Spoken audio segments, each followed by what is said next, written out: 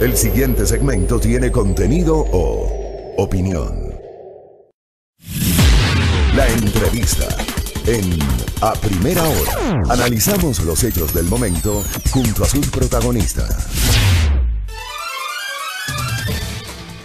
Muy bien, 7:31, gracias por la sintonía. Seguimos con una importante interacción de nuestros oyentes a través de la transmisión de Facebook Live. Estamos en vivo a través del Facebook por las fanpages de A Primera Hora y de Majestad FM. Estamos en internet, buenos días, buenas tardes, buenas noches, donde usted se encuentre en el resto del país, alrededor del mundo, a través de www.radiomajestad.com. Estamos por televisión en Santo Domingo de los Áchilas, a través de la señal de Majestad Televisión, y para los suscriptores del canal 3 de TVNet, y estamos con nuestra señal abierta, 89.7 en Pichincha, 88.5 en Manabí, 97.5 en la provincia de Esmeraldas. A ver, hace pocos días el diario El Comercio daba cuenta de las consecuencias de los efectos del incendio forestal que afectó la flora y fauna del Cacitagua. Este volcán inactivo, ubicado en el noroccidente de la ciudad de Quito. Decía El Comercio, el incendio forestal del Cacitagua dejó afectaciones en la flora y fauna nativa de la zona. Esta situación, que inició el martes 14 de enero y finalmente fue controlado el 17 de la mañana del 17 de enero, afectó principalmente a las especies de plantas del lugar. Y allí pues se mencionan declaraciones de Verónica Abad, directora provincial de Pichincha del Ministerio del Ambiente, que da cuenta que no se encontraron animales muertos tras el incendio. Los guardaparques hallaron nidos de colibríes gigantes quemados y madrigueras afectadas, pero todos estaban vacíos. Se supone que los animales huyeron por la presencia de las llamas. Hay una serie de evaluaciones que corresponde a esta hora. Digamos, este es un tema para reflexionar, porque más allá de la afectación a la flora y la fauna, también hay que hacer un análisis sobre la mitigación y sobre la preparación que tenemos los ciudadanos frente a este tipo de eventos. Agradezco públicamente la presencia de una de las pocas funcionarias que le gusta venir a este espacio, que siempre tiene la gentileza de atender nuestras invitaciones. Alexandra Ocles Padilla, directora del Servicio Nacional de Gestión de Riesgos. Ministra, bienvenida, buenos días. Gracias, Fabricio, buenos días, un gusto. Y siempre le tratamos bien, ¿no? Bueno, evaluación de lo de la semana pasada. Usted estuvo allí junto al alcalde metropolitano y otras autoridades dando cuenta de lo que estaba pasando en el Cacitagua. ¿Cómo evaluamos lo ocurrido allí? Fabricio, creo que una de las cosas que uno ve en estos procesos es de alguna manera la actuación de la gente, del ciudadano, y la mayoría de incendios forestales en el país siempre o casi siempre son provocados. Y esta es un primer punto de alerta, precisamente porque creo que los seres humanos necesitamos a esta altura ser personas mucho más conscientes de lo que sucede con el ambiente, de lo que va pasando en el mundo, ¿no es cierto?, con el comportamiento del cambio climático y con todos los efectos que eso genera en cada lugar. Sobre lo primero que dijo usted, ¿está confirmado que este incendio fue provocado o es la presunción que tienen ustedes? A ver, de lo que sabíamos ya el día martes, hubo una persona que fue detenida, que de hecho estuvo en flagrancia, al parecer era un indigente, que obviamente en flagrancia, como no habían mayores pruebas, fue liberado. Pero es la primera sospecha que se tuvo, y la investigación de alguna manera veamos lo que puede arrojar, pero ese es un tema que surgió así. Entonces, el primer llamado de atención es para que los ciudadanos, para que cuando salimos de excursión o sobre todo en época seca, tengamos la debida precaución. Ahora, también hay el caso de que pudo haber sido provocado accidentalmente o pudo haber sido provocado deliberadamente. Eso no se ha podido comprobar. Totalmente de acuerdo, eso todavía no está claro, aprobado. Eso no se ha podido comprobar. Eso no se ha podido comprobar, pero creo yo que en estas circunstancias siempre va a ser importante poder investigar las causas el origen de esos incendios forestales, porque la verdad es que la afectación al ambiente, al entorno, es bastante complejo. Es decir, yo siempre digo, lo que se puede consumir en algunas horas va a tardar años en poder recuperarse, y eso tiene un costo para la sociedad, para el ambiente, para el clima, para todos. ¿Por qué fue tan difícil controlar el fuego en el Cacitagua? La ubicación geográfica, el clima en la zona, los vientos. El día miércoles fue un día bastante crítico en realidad. teníamos varios focos activados, llamas aproximadamente de 3 o 4 metros que uno podía ver a la distancia. Entonces, un poco la intensidad de calor, los vientos hicieron que se reactive muchísimo más, sobre todo el día miércoles, y luego ya el trabajo de los bomberos y del grupo de militares que estuvo apoyando estas labores de sofocación, los guardaparques, y al día siguiente la llegada también de bomberos de otras zonas permitió que hayan más elementos, más manos trabajando para la sofocación, y se logró controlar el incendio. ¿En algún momento hubo algún riesgo para los moradores de la zona circundante al Cacitagua? No hubo ningún riesgo para los moradores. ¿No hubo necesidad moradores. de evacuar a nadie? No se evacuan a nadie. Estuvimos siempre pendientes de la situación de las familias que estaban como más cerca al cerro, pero finalmente no hubo necesidad de evacuar. Pero hubo sí una actuación irresponsable de alguna persona, y creo que vale la pena decirlo. En estos momentos de crisis lo que menos necesitamos es que alguien genere más alarma. Se empezó a pasar por el chat de ahí de la comunidad un mensaje de que había que evacuar y cosas así. Actitud irresponsable. Y la gente se asustó. La gente se asusta en medio de toda la incertidumbre que tenía. Venían ahí al lugar donde estaba ubicado el puesto de mando unificado para pedir explicaciones si era necesario o no, y se informó a la ciudadanía que no era necesario, estaba controlado. Teníamos por ahí también la línea del oleoducto del OCP, también estuvo resguardado todo el tiempo para evitar cualquier complicación. Ahora, lo ocurrido en el Cacitagua se dio en un mes que no es usual que tenga este comportamiento climático. O sea, los soles, los calores, las temperaturas que tenemos hoy en Quito no son usuales en enero, son muy propias probablemente de agosto, septiembre, en el peor de los casos, pero no de enero. ¿Les tomó por sorpresa a las autoridades que manejan la gestión de riesgos esta situación, tomando en cuenta esta particularidad que estoy refiriendo? Sí nos sorprendió un poco, vimos un poco reportes, había reportes de OPS, había reportes del INAMI, indicando que íbamos a tener semanas a que había ingresado una ola de calor y que efectivamente tendríamos algunas semanas de altas temperaturas, una alta radiación también, como lo hemos tenido. Así que empezamos a generar mensajes, sobre todo de prevención, para que la ciudadanía pudiera estar alertada y tomar las debidas precauciones en este caso. Y eso, claro, nos empezó a preocupar cuando vimos que son ya varios días los que hemos tenido este tipo de temperaturas, y en algún momento comentamos que tal vez habría que pensar, si acaso, en un plan por sequía. Pero, digamos, creo que estamos saliendo de esta etapa de altas temperaturas. Veamos un poco el comportamiento. El reporte del INAMI nos dice que más o menos estos días todavía estaremos en esa variación, y luego esperamos entrar ya a la época lluviosa. Ahora, esta situación de Quito también ha generado que ustedes tomen nota de lo que pasa en otras ciudades, en otras provincias del país. No sé si hay también riesgos en otras provincias. En realidad la ola de calor estaba prevista para toda la sierra y en el norte de la Amazonía. Y en ese sentido estuvimos monitoreando en las distintas provincias a través de nuestros equipos, pero digamos donde hubo mayor afectación, se dieron algunos conatos de incendios forestales en otras provincias, Chimborazo, por ejemplo, pero donde tuvimos la mayor complicación fue acá. De todas formas, nosotros a través del equipo de monitoreo hemos estado haciendo seguimiento en cada lugar por cualquier situación. Correcto. La ministra Ocles nos dice, según el reporte del INAMI, todavía va a haber unos días en los cuales se entiende se va a mantener esta ola de calor. Hay un riesgo, evidentemente. ¿Qué recomendaciones para nuestros oyentes, para nuestros televidentes? Porque evidentemente cuando ocurren estas cosas, como en este país somos reactivos y no proactivos, empezamos a decir, ¿estamos o no preparados? ¿Cuáles son las recomendaciones? ¿Qué debo hacer? ¿Cómo debo diseñar mi plan de contingencia? ¿Cómo debo establecer labores de mitigación?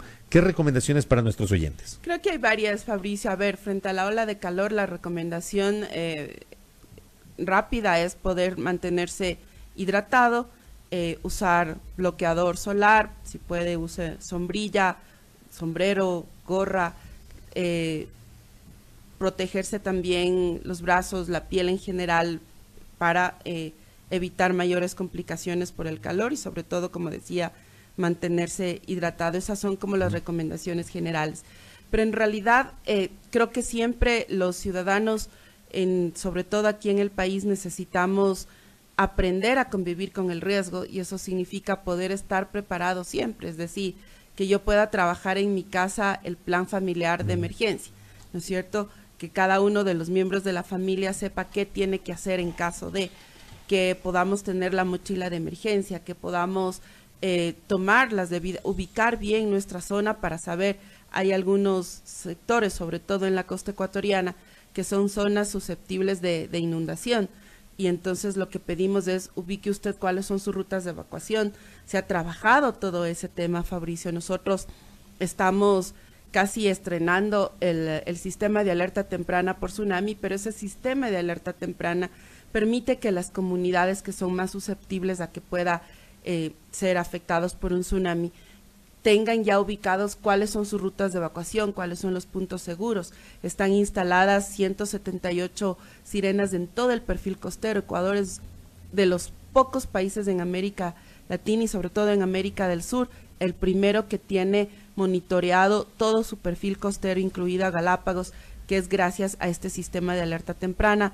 Instalamos las boyas que nos van a permitir y le van a permitir al INOCAR recoger la información si acaso tuviéramos peligro de tsunami. Entonces hay todo un trabajo que se está desplegando y hay también una participación de la ciudadanía a través de los comités comunitarios de gestión de riesgos, que ha sido una forma de poder enganchar a la gente con un tema que puede ser bastante áspero, que puede ser a veces complejo, que quizás no quiero enterarme de cuáles son los riesgos que tengo alrededor, pero sí ha permitido que la gente más bien se enganche con el tema, se prepare en su localidad, aprenda primeros auxilios, aprenda medidas de prevención y de autoprotección que son importantes para estos casos. Una vez que se ha logrado controlar el incendio en el Cacitagua, ¿hay alguna tarea posterior adicional de la Secretaría que usted lidera?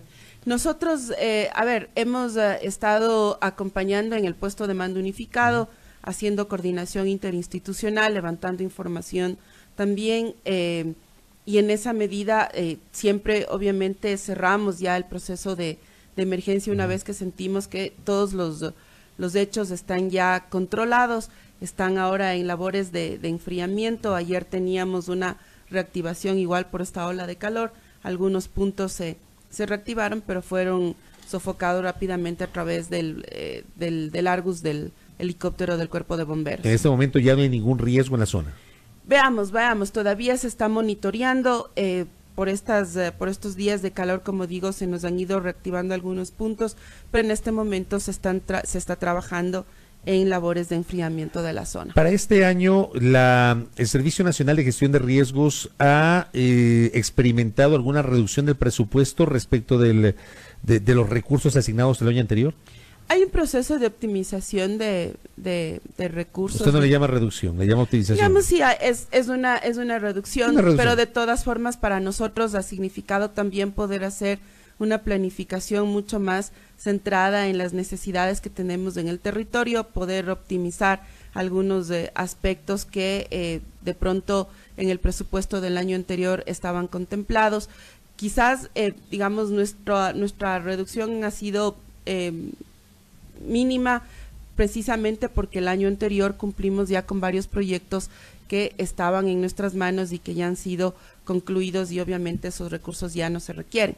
Entonces ese es un poco lo que ha pasado en nuestro caso. De todas formas también hemos hecho una gestión para contar con cooperación internacional.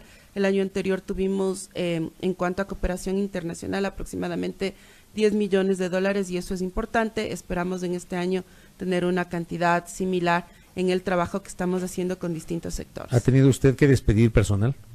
Nosotros hemos hecho un proceso de evaluación, en algunos casos, sobre todo en las coordinaciones zonales, teníamos duplicación de funciones y hemos hecho una optimización en el caso administrativo, en los casos administrativos, pero es mínima. Nosotros somos un equipo pequeño, somos así que ha sido mínima la... ¿Cuántos servidores tiene el Servicio Nacional de Gestión de Riesgos? En este rato tenemos aproximadamente 560 a nivel nacional. A nivel nacional. ¿Y ese es un número manejable, adecuado, con las condiciones actuales? Es un número con el cual nos tenemos que acoplar, digamos. Me parece que podríamos tener, quizás lo óptimo sería tener más personal, pero en todo caso... No creo, porque están despidiendo en el sector público. ¿Perdón? No creo que sea posible porque hay, digamos, reducción de personal en el sector público. Así es, eso digo, nos gustaría, pero no es eso lo que sucede en este momento. Entendemos también la situación del país, hemos hecho procesos de optimización también a la interna. Creo que estos momentos sirven para que uno pueda innovar en algunos temas y optimizar varias tareas que se tienen en el contexto, y por eso nuestro trabajo en el territorio, anclado a los gobiernos autónomos que también tienen la competencia de gestión de riesgos, que tienen las unidades de gestión de riesgos y que en efecto nos permiten a nosotros poder también articular el trabajo de mejor forma. Ministra Alexandra Ocles, ¿cómo inicia el gobierno este año? ¿Cómo ve usted la proyección del gobierno del presidente Moreno este año, 2020? Yo creo que es un año con mucho optimismo. Hay que profundizar algunos temas. ¿Usted no le ve como un año complejo a nivel político, a nivel económico? Vamos, creo que las cosas se van a ir ordenando poco a poco. Yo quiero ser optimista en este contexto. Hemos iniciado además con mucho trabajo en el territorio, lo venimos haciendo todas las instituciones.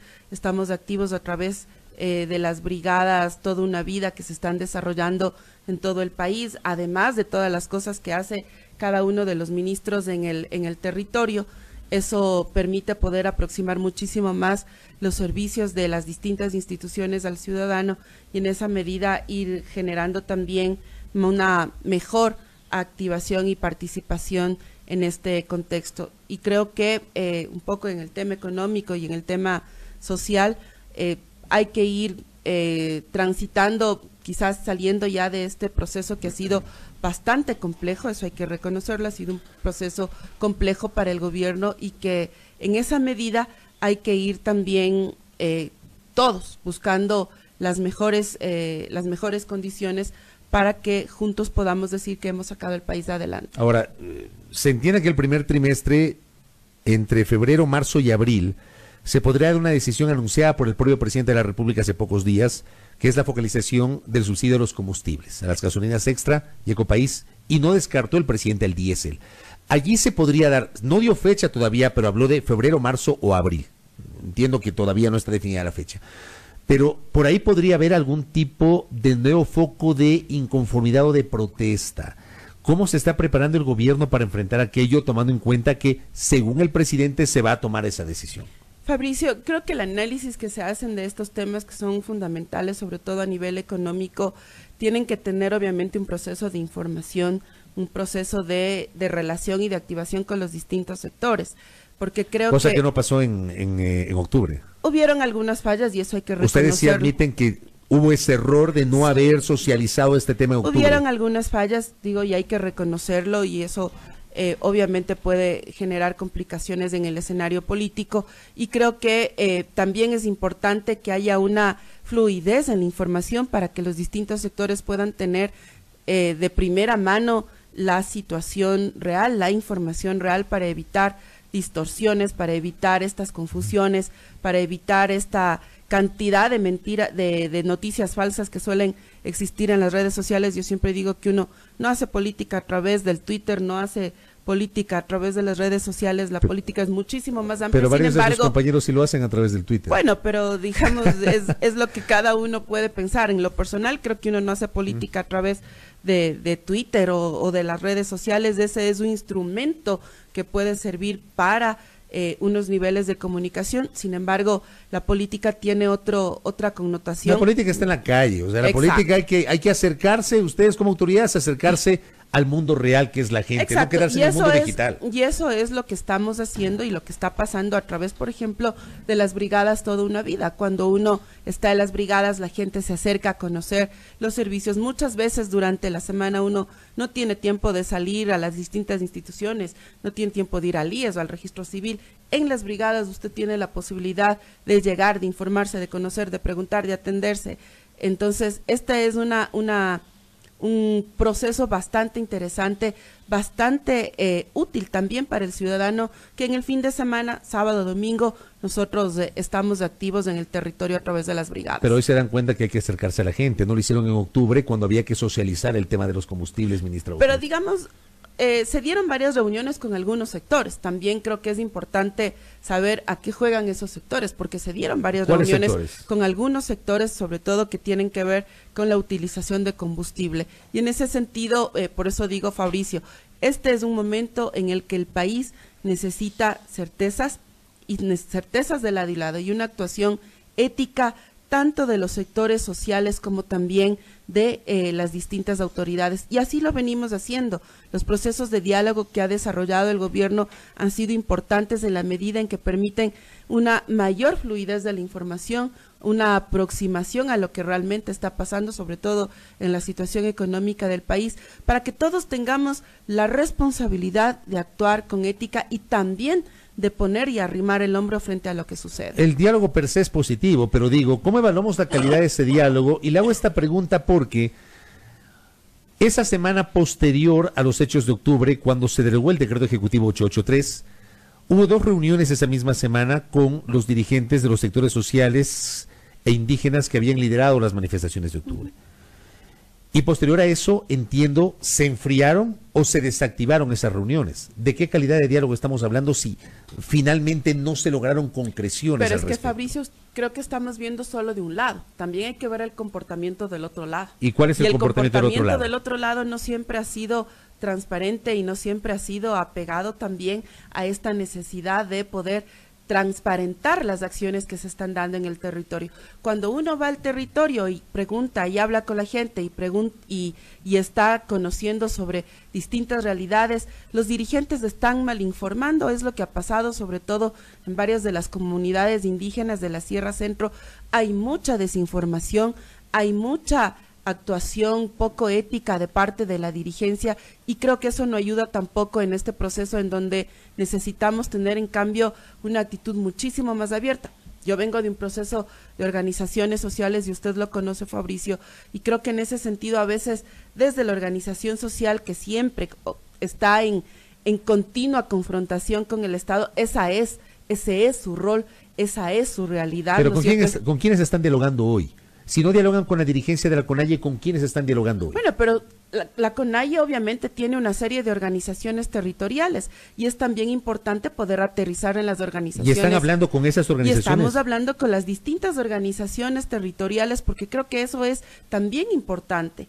Vamos, cuando uno llega al territorio se conecta con los tenientes políticos, con los jefes políticos, con los dirigentes de las comunidades, y eso es vital. ¿Por qué no hacerlo? Digamos, ¿qué nos impide poder llegar y hablar directamente con la dirigencia que está en el territorio?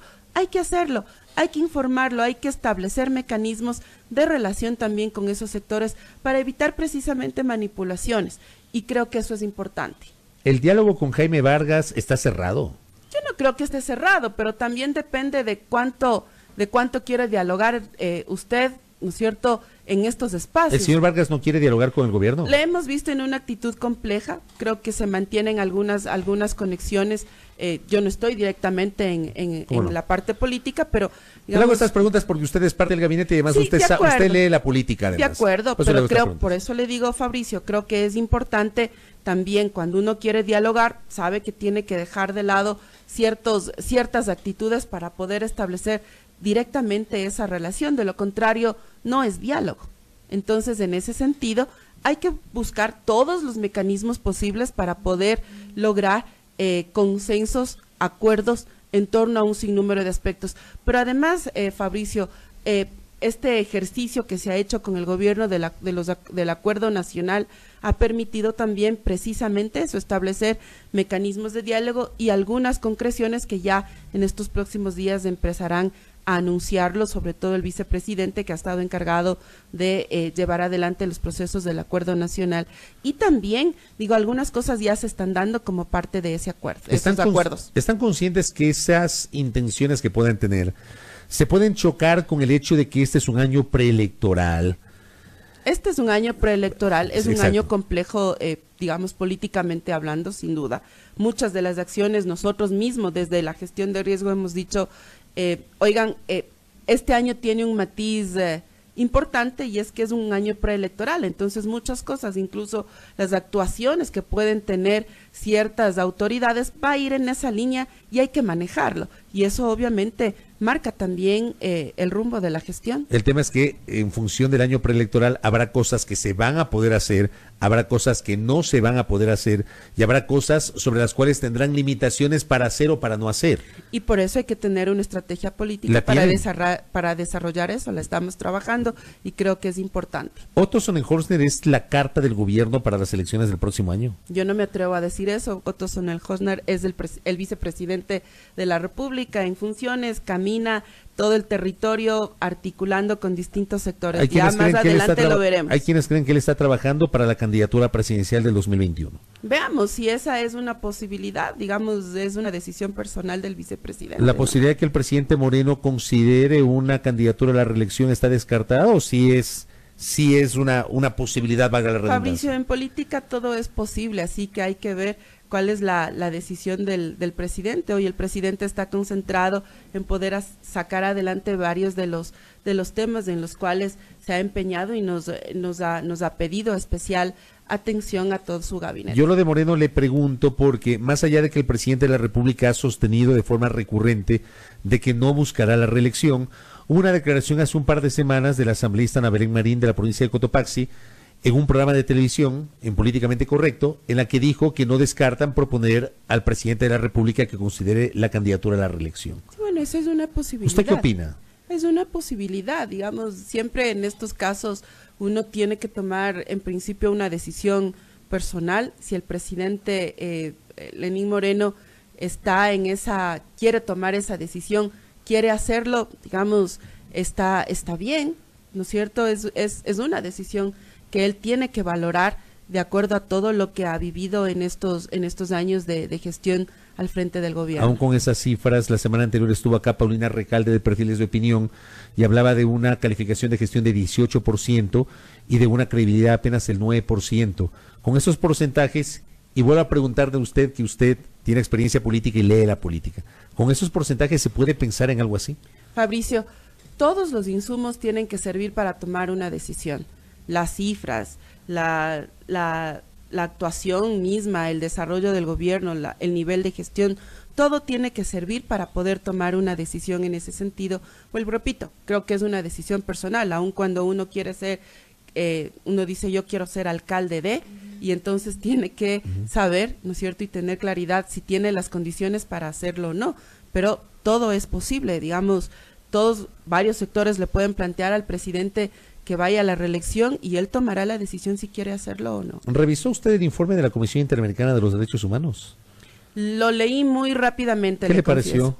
¿Usted considera que es sesgado, que es parcializado? Creo que hay algunos elementos que no se consideraron, es decir, yo entiendo la posición que hay alrededor de la defensa de derechos humanos y es importante hacerlo, pero creo que no se puede sesgar esa defensa de los derechos humanos por si uno es de organización social o si uno es funcionario o policía o militar. Digamos, esas actuaciones tienen que ser revisadas, por eso hay unos principios y unos instrumentos legales que son fundamentales en este contexto, tanto para Fuerzas Armadas como Policía Nacional, pero también es importante revisar las actuaciones también de los sectores sociales, que creo que en estos casos fueron bastante complejas de lo que todos vimos. Pero está consciente de que también hubo excesos por parte de la fuerza pública. Digamos, ese es un tema que hay que revisarlo, por eso digo, si hay actuaciones que se dieron en un uso excesivo de la fuerza,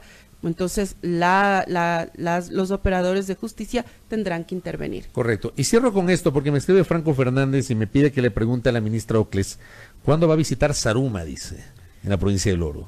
Tengo planificado ir a Zaruma.